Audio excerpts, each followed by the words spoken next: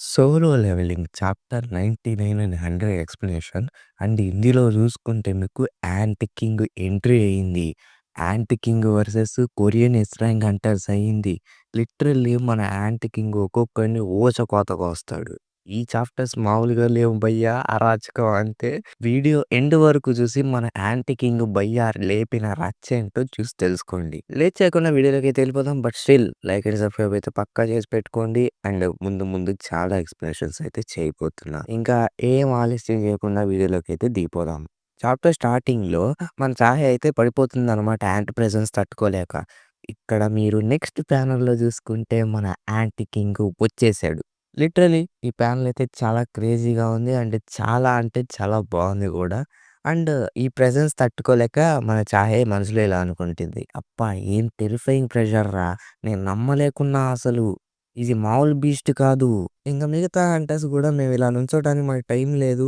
మేము ఏదో ఒకటి చేయాలి అండ్ దాన్ని చంపేయాలి అనుకుంటుంటే, ఆ యాంట్ కింగ్ నెమ్మదిగా మాస్టర్‌మాన్ దాటుకొని క్వీన్ యాంట్ దగ్గరికైతే ఎళ్తుంది. ఎళ్లి గట్టిగా అరుస్తుందనమాట.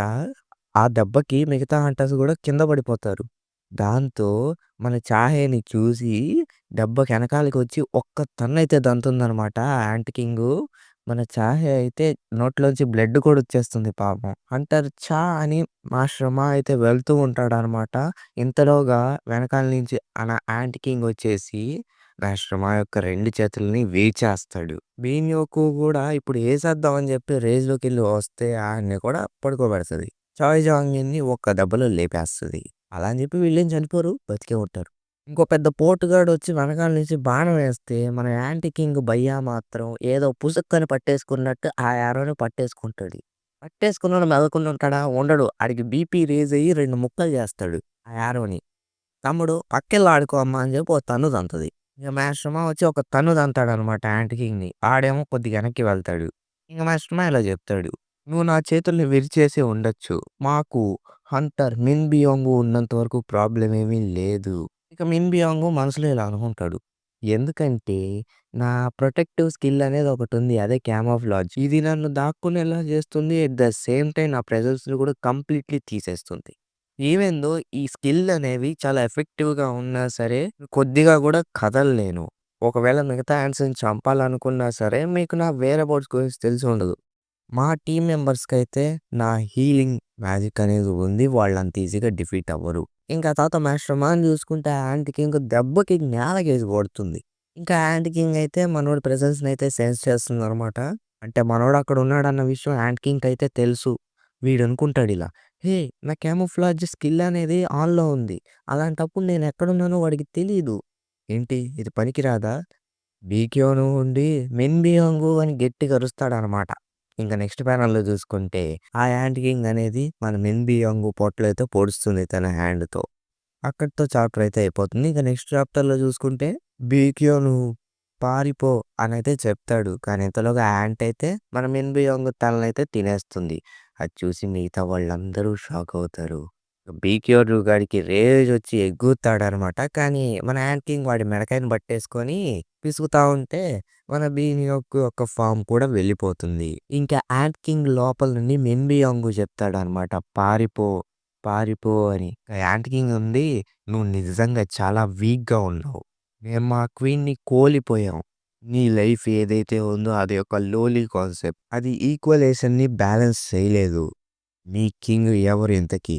కింగా అని బీనియాకు కాస్త షాక్ అవుతాడనమాట. ఇంక మన యాంట్ కింగ్ అయితే బయట నుంచి సెన్స్ అయితే వస్తుంది. ఏంటి బయట? తను బయటున్నాడు. ఒక స్ట్రాంగ్ ప్రెజెన్స్ వస్తుంది. అని చెప్పి ఆ యాంట్ కింగ్ అయితే బయటికెళ్ళిపోతుంది. ఇక బీకేఆర్‌కి అర్థమవుద్ది. ఏంటి బయట?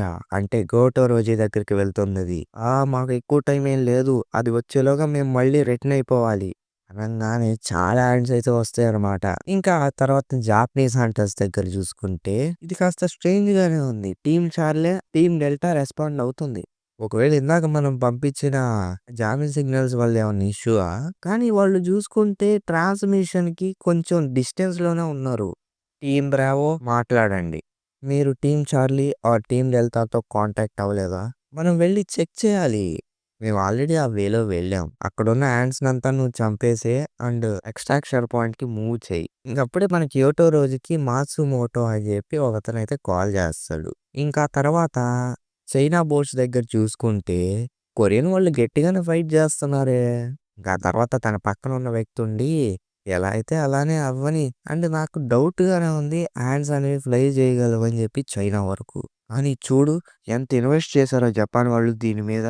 క్యోటో రోజీ నేషనల్ క్లాస్ హంటర్‌కి అర్హుడేమో అనిపిస్తుంది నాకు. All national class hunters S rank గేట్‌ని క్లియర్ చేసేసారు వాళ్ళంతట వాళ్ళగానే. బట్ ఇక్కడ చూసుకుంటే క్యోటో రోజీ ఎప్పుడూ కూడా ఎస్ ర్యాంక్ గేట్‌ననేది క్లియర్ చేయలేదు.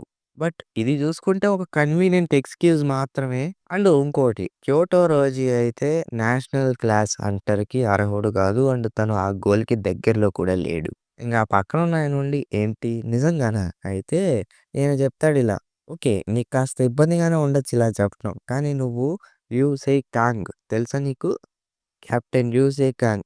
తను నిజంగా మీకో ఫ్యాన్ అయి ఉంటాడు. కానీ ఈ రైడ్‌లో చూసుకుంటే ఎవడో ఒక్కడికి సినిగిపోద్ది అని చెప్తాడనమాట. ఇంకా తర్వాత జాపనీస్ హంటర్స్ ఉండి రెస్పాండ్ అవ్వు క్యోటో, రెస్పాండ్ అవ్వు క్యోటో అంటారు. అక్కడేమన్నా ప్రాబ్లమ్ ఉందా అంటే మాకు ఫ్యాటిలిటీస్ ఉన్నాయి. మనం చాలా అంటే చాలా దారుణంగా కోల్పోయాం. నేననుకున్నదేంటంటే ఈ స్ట్రాటజీ వర్క్ అవుద్దని. బట్ ఇది అంత ఈజీగా తిరిగిపోతుందా? యాహ్! నువ్వు చెప్పింది కరెక్టే. కానీ వాళ్ళు అంత వీక్‌గా ఉంటే మనం పట్టించుకోవాల్సిన పనేముంది? సరే మీరు చెప్పినట్టే కానిద్దాం. మేము ఎంతకాలం అయితే మీతో ఉంటామో మీరు ఎప్పుడు ఏమీ కోలుకోరు. వేరే వాళ్ళని చావనివ్వరు గూడా. బట్ మనం ఇందాక వేసిన జామింగ్ సిగ్నల్‌ని ఫాలో అయితే ఆ యాంట్స్ అనేవి క్వీన్ దగ్గరికి తిరిగి వెళ్తున్నాయి అనుకుంటా. ఇది అంత కొత్తగా ఏం అనిపించట్లేదు. ఇది చూస్తూ ఉంటే కాస్త తలనొప్పి తెచ్చేలానే ఉంది. బట్ మిగతా బిష్యూస్‌తో పోల్చుకుంటే ఇదేం అంతదేం కాదు. మీరనుకుంటున్నారా కొరియన్ టీమ్ వాళ్ళు రిటర్న్ వచ్చే ఛాన్స్ ఏమన్నా ఉందా అని? నేను జిమ్నాషియన్‌లో చూసిన ప్రకారం ఒకతనుంటే కానీ గెలవరు. బట్ ఇక్కడ చూసుకుంటే 0% అనమాట గెలిచే ఛాన్సు. సరే అలా అయితే ఓకే. అండ్ జపాన్ ఏదైతే చేయగలదో అది మొత్తం చేసింది. అండ్ కొరియన్ వాళ్ళు చనిపోయిన తర్వాత మేము చాలా రిగ్రెట్‌ఫుల్‌గా ఉంటాం. క్యోటోస్ నేషనల్ క్లాస్ ఛాలెంజ్ అది ఒక అన్‌ఫార్చునేట్‌గా చిన్నదయిపోయింది తన గోల్ అనేది. ఒక పర్ఫెక్ట్ హెడ్‌లైన్ అని చెప్పుకోవచ్చు. కానీ అల్టిమేట్ గోల్ ఏంటో తెలుసా? Korean S rank hunters elimination. అది సక్సెస్ అయిపోయింది. ఇంక అందరూ వచ్చేయండి అంటే యాహ్! వస్తున్నాం అనైతే చెప్తారు. ఇంక మనం వెనక్కి వెళ్దామంటే ఈళ్ళిలా మాట్లాడుకుంటూ ఉంటుంటే ఎనకాల నుంచి ఆ యాంట్ అయితే ఒకటి ఇసురుతుంది. అది మన క్యోటో ఏమో ఆపేస్తాడు. బట్ తన పక్కన ఉన్న ఇషిడా హంటర్ అయితే మాత్రం చనిపోతారు. క్యోటో రోజు మనసులో ఇలా అనుకుంటాడు. ఇది మామూలు యాంట్ కాదురా అయ్యా బాబు! సరే ఇక్కడి నుంచి నేను చూసుకుంటా. వినరు నువ్వు బ్రావో టీమ్‌తో జాయిన్ అయిపో. కానీ, కానీ లేదు, గీనీ లేదు. ఈడొస్తే నీ మూతి పలగ్గొడతాడు. ఇంక క్యోటో రోజు సీరియస్‌గా దీనమ్మ జీవితం ఇంత షార్ప్ ప్రెజెన్స్ ఏంట్రా?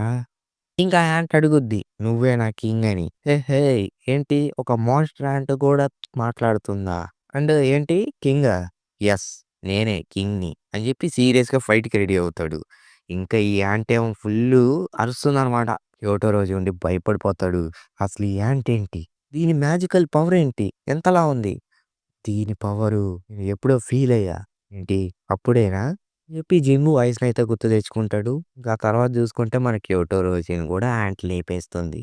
ఇంకా అక్కడ చాలా యాంట్స్ అనేవి వస్తూ ఉంటే ఇంకా బీనియోకు ఉండి "నువ్వు ఇంకాస్త నీ మ్యాజిక్‌ని యూజ్ చేయగలవా?" అంటే లేదు అలా చేస్తే మనం ఆక్సిజన్ కోల్పోతాం. బీగ్యోన్ ఉండి మనసులో ఇలా అనుకుంటాడు. ప్రతి ఒక్కళ్ళకి వాళ్ళకి చాలా గట్టిగా ఇంజ్యూరీస్ అయ్యాయి. మిన్‌బియోంగ్ ఉండుంటే ఇంకాస్త ఈజీ అయ్యేది. కానీ ప్రస్తుతానికైతే మేము నార్మల్‌గా లేము ఎక్కడ చూసుకున్నా సరే. అట్‌లీస్ట్ చాయ్ జాంగిన్ అన్నా ఈ యాంట్స్ అనేవి ఆపుతున్నాడు కాస్త తన ఫ్లేమ్స్‌తో. ఇంతేనా మేము వెళ్ళగలిగేది అని అనుకుంటాడు. అన్న తర్వాతే మన జింబు షాడో వచ్చి ఆ యాంట్‌లనైతే ఒక 2 హిట్స్ అయితే చేస్తుందనమాట. ఇక బీట్ న్యోకు ఉండి ఏంటి ఇది బ్లాక్ సోల్జర్ ఏంటి? ఇంక మనం నెక్స్ట్ చూసుకుంటే మన జిన్‌వు అయితే పంపించాడనమాట. ఆ బ్లాక్ సోల్జర్‌నైతే అదే షాడో అని చెప్పుకోవచ్చు. ఇంక మనోడు ఎక్స్‌చేంజ్ అంటాడు. అంతటితోని చాప్టర్ అయితే అయిపోతుంది. So guys literally one of the best chapters in solo leveling అని చెప్పుకోవచ్చు. అండ్ నెక్స్ట్ జరగబోయే చాప్టర్స్ ఏవైతే ఉన్నాయో అవి యాంట్ కింగ్ వర్సెస్ మన జిన్‌వు. లిటరల్లీ మనోడు యాంట్‌ని కుక్కని కొట్టినట్టు కొడతాడు భయ్యా. అది యానిమే ఎపిసోడ్‌లో మాత్రం క్రేజీ ఎక్స్‌పీరియన్స్ ఇస్తుంది.